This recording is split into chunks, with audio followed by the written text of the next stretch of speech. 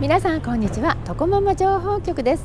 今日は日本橋にやってまいりました。日本橋の中でも人形町エリアになるんですけれども、今日はここからとっておきの神社をご紹介したいと思います。その名も小網神社という神社です。こちらはですね、東京で神社巡りをしている方、またね、神社が好きな方は知らない人はいないというぐらい有名な神社なんです。またテレビでもね、よくお見かけする人気占い師さんも太鼓判を押すという、パワーが本当にすごいと言われている神社なんですよね。中でも一粒万倍日とかね、大安とか縁起のいい日というのは本当に大勢の方が参拝に訪れるということなんですが、実は今日一粒万倍日なんですよ。いやー、ちょっとね、すごくたくさんの方がいらっしゃるんじゃないかなと思って朝早く出てきたんですけれどもね、どんな状況になっているんでしょうか。ちょっとね、ドキドキしますね。その一粒万倍日にたくさん参拝に行きたくなるというのは、実はこちらには銭洗弁天様がいらっしゃるということでね、やはり銭洗は一粒万倍日にしておきたいということになるんですよね。私もね、洗う気満々で、これから向かってみたいと思います。一番近い駅は地下鉄人形町駅なのですが、うちからのアクセスの都合で水天宮駅から向かいました。水天宮駅からは歩いて10分ほど、新大橋通りを日本橋側方向へ。小網神社の案内看板ありましたね。こっちだ、行ってみます。もう近いのかな。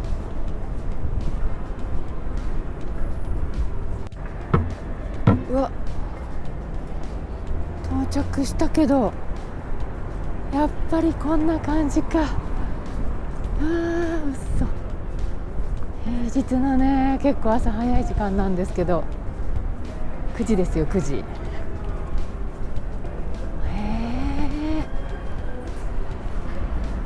今日やっぱり日柄がいいから、もう並んでます。行列ですね。わー、やっぱりこうなんだ。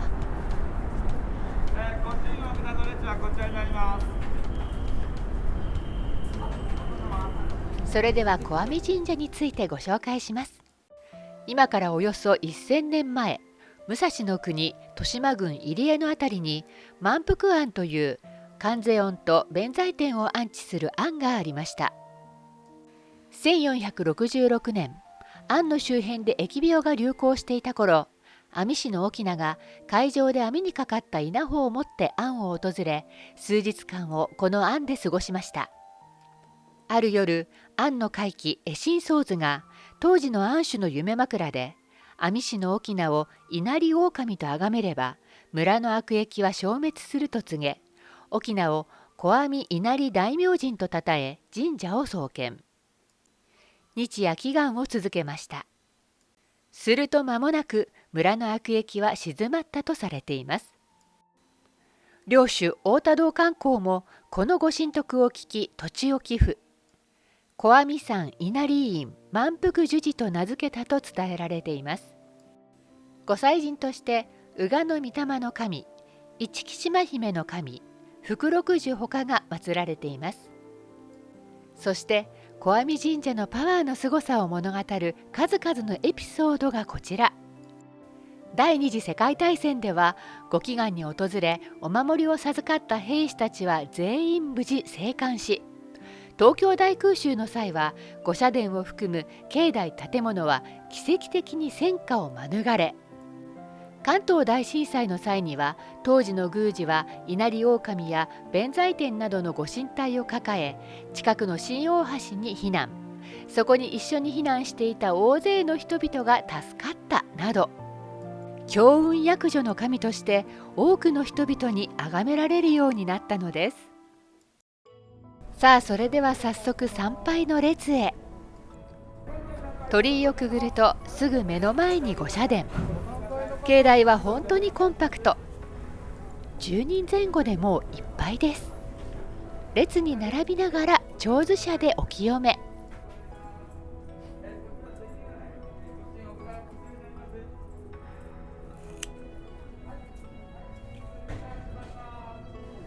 周りはビルに囲まれています。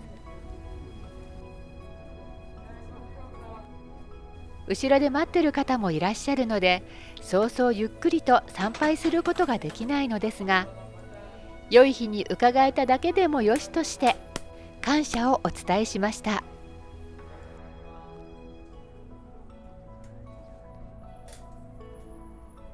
参拝の後は端っこで御社殿をじっくり拝見させていただきました。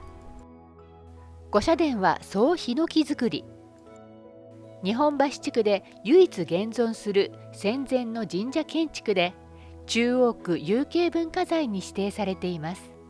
ここでぜひチェックしていただきたいのがこちら、光背左右の上り龍と下り龍。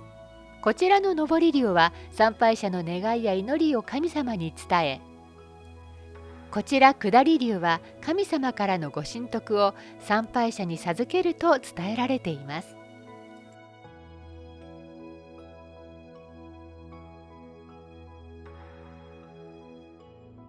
御社殿向かって右手、こちらは神楽殿です。珍しい五角形をしています。それにしても御社殿との近さが半端ないですね。大にぎわいのお守りお札の授与所、この奥に銭洗弁天様がいらっしゃいます。もともと満腹樹寺に安置されていた弁財天様で、明治の時代になってこちらに遷座されました。船に乗られていることから満腹船乗り弁財天と呼ばれています。ちょうど並ぶ人がいなくなったので銭洗い。弁財天様の台座から流れ出る水で銭を洗い清め、お財布に収めておくと財運が授かると言われています。続いては福禄寿様。このように頭を撫でると福を授かれるとのことで、私も恐縮ながら撫でさせていただきました。福徳、神徳、財徳などさまざまな徳を授けてくださる神様として、日本橋七福神の一柱にもなっています。絵馬は干支や七福神など7種類ありました。龍が描かれた御朱印帳、かっこいいですね。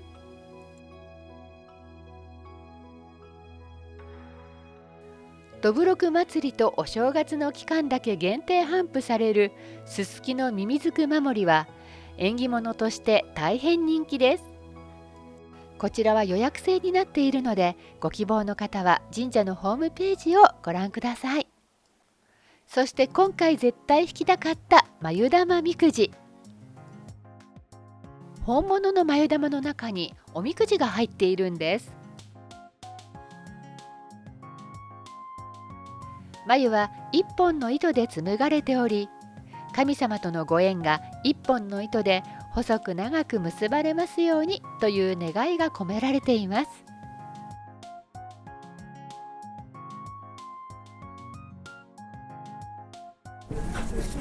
これ違う神様。はい、欲しいですか。はい、神様ごとに3種類。あ、じゃあ3種類。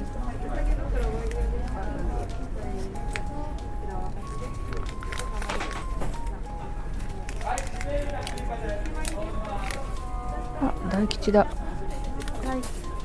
大吉だ、やったー。結びどころには色とりどりの眉玉が結ばれていて、とても可愛いですよね。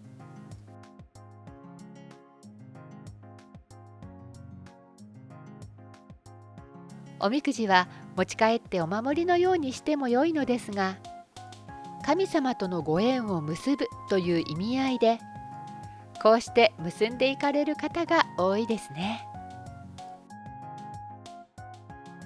おみくじに書いてあることをしっかり心に刻み、私も結ばせていただきました。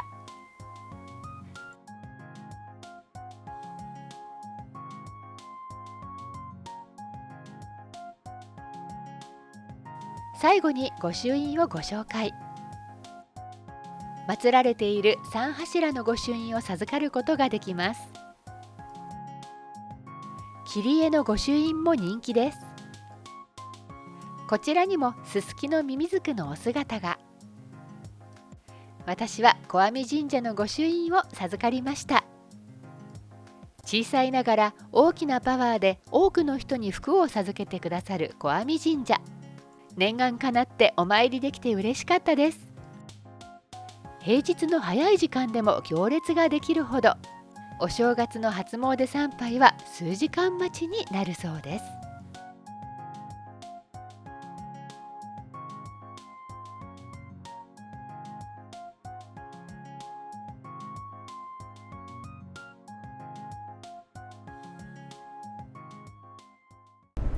小網神社、やっぱりすごい人でしたね。いやー、もうさすが一粒万倍日というだけあって、もう本当に大勢の方、もう何時ぐらいから皆さんねいらっしゃってるんでしょうか。今日一日はねずっとね混雑しているようなんですよね。静かに参拝したいという方は、こういったね一粒万倍日とかは避けて、平日のなるべく朝早い時間に、参拝に行かれる方がいいかもしれません。でもね今日私もね、銭払いできましたので、良かったなと思います。さあ、小網神社を後にしまして、ちょっとお腹も空きましたので、これから美味しいご飯をいただきに行きたいと思います。小網神社からは歩いて2分ほど。こちらはおにぎり屋さん米どころみのり。おにぎり屋さんといってもカフェのようなおしゃれなお店ですね。運営するのは日本一のお米卸会社新明。それだけにお米へのこだわりは半端じゃないのです。店内で毎日精米、ガス炊き、水にもこだわっています。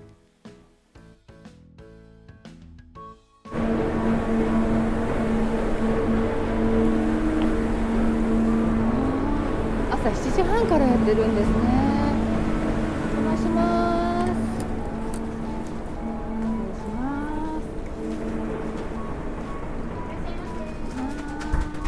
失礼します。結構席数もありますね。イートインコーナー。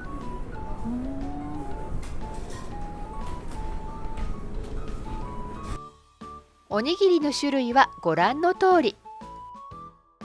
定番おにぎりに天むす、混ぜ込みなど、どれも美味しそうですね。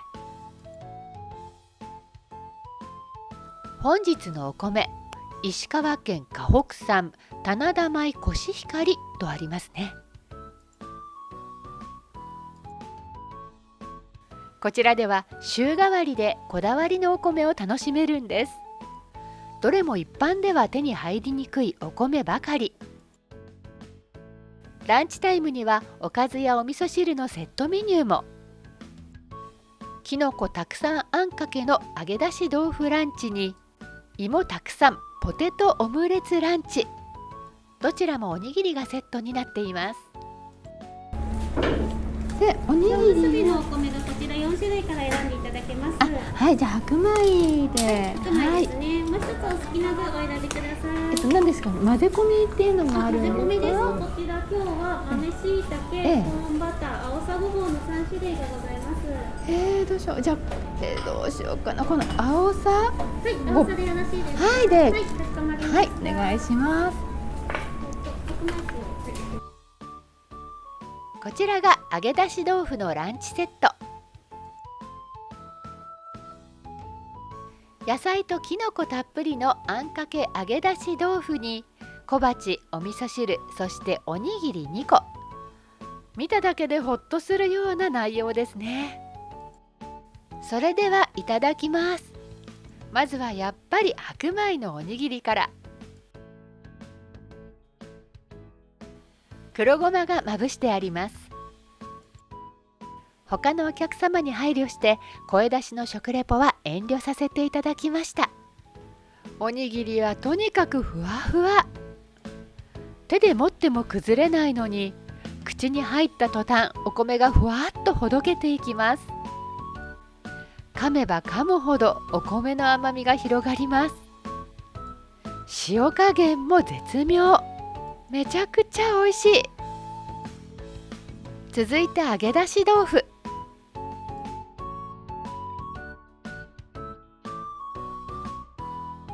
ちでも揚げ出し豆腐はよく作るんですけどね、やっぱりお店のって一味違う。だしの効いたしっかり味付けされた野菜のあん、いやもうほんと美味しかったです。おにぎりとの相性ももちろんバッチリ。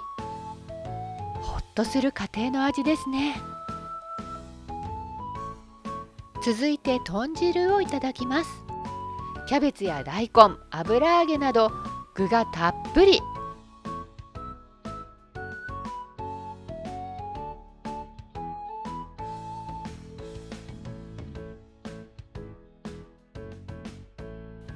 豚汁もよく家で作りますが、やっぱりいいだしの味、そして野菜の甘み、家で作るものとはレベルの違う美味しさ。続いてはあおさのおにぎり。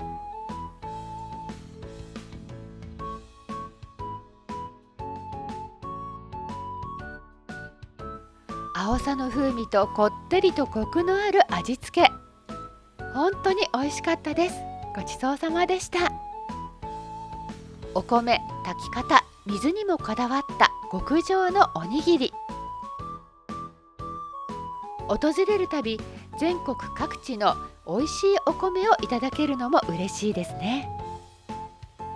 こだわりの玄米や雑穀なども購入することができます。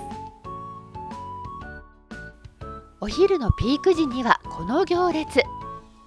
テイクアウトの方も多かったです。おにぎりは日本人にとって食の原点。朝のメニューもあるので、小網神社に参拝した後の朝ごはんにもおすすめです。